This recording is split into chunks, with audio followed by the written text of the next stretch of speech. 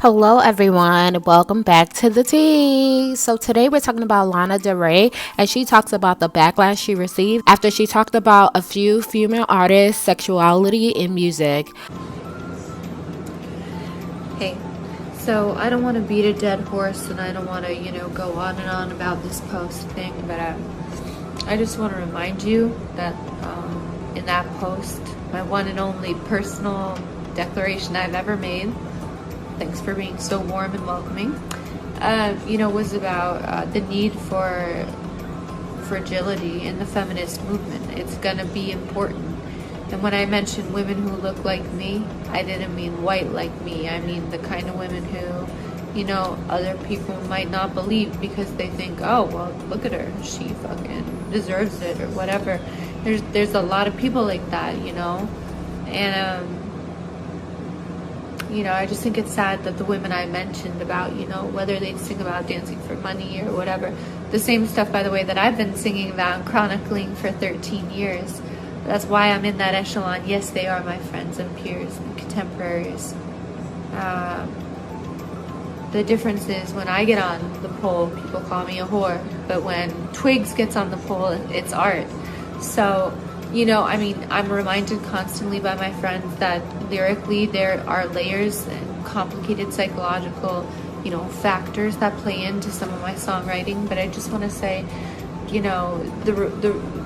the culture is super sick right now, and the fact that they want to turn my post, my advocacy for fragility, into a race war, it's really bad. It's actually really bad, especially when in that same declaration I was talking again about the idea of how important it is to make reparations to the Navajo community because they touched me so much in my youth, and that I believe in personal reparations because it's the right thing to do. And I think what's really sad is, like, as a personal advocate, as a girl's girl, as somebody who wants the best for every culture, when Marianne Williamson was talking about reparations to the black community that never got done during the emancipation period, that was why I liked her, because I always felt that way.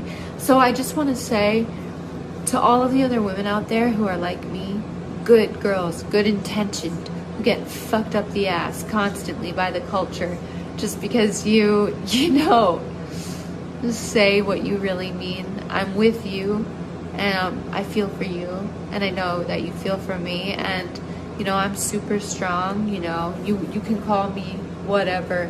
I'm sorry that I didn't add one 100% Caucasian person into the mix of the women that I admire, but it really says more about you than it does about me. And I think that what's interesting is the very first time I decide to tell you anything about my life, or the fact that I'm writing books that chronicle that fragility, that 200,000 hateful, spiteful comments come in, and my phone number leaked, and comments like, you fucking white bitch,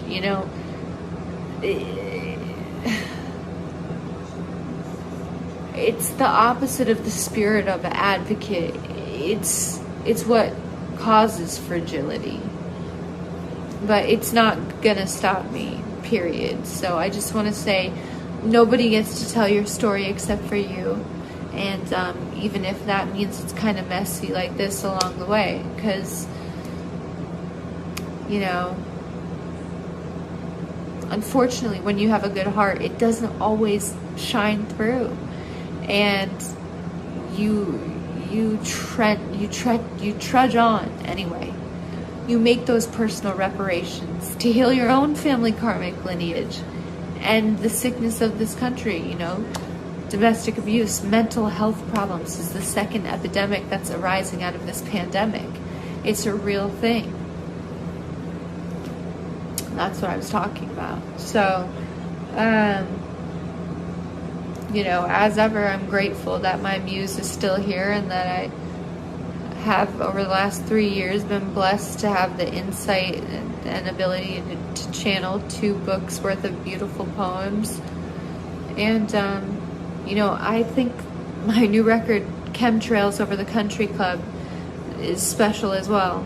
And, I'm sorry that a couple of the girls I talked to, who were mentioned in that post have a super different opinion of, my insight, and especially because we've been so close for so long. But it really, again, makes you reach into the depth of your own heart and say, well, am I good intentioned? And of course, for me, the answer is always yes. I barely ever share a thing. And this is why, and the reason why I'm making this post, and I know it seems a bit much, right? But there are women out there like me who have so much to give and, don't quite get to the place spiritually or karmically where they're supposed to be, because there are other women who hate them and try and take them down, whether in my case it's certain alternative singers or malintended journalists or men who hate women, but I'm not the enemy, and I'm definitely not racist, so don't get it twisted. Nobody gets to tell your story except for you, and that's what I'm gonna do in the next couple of books. So God bless, and yeah, fuck off if you don't like the post. Let me know what you guys think. Don't forget to comment and subscribe.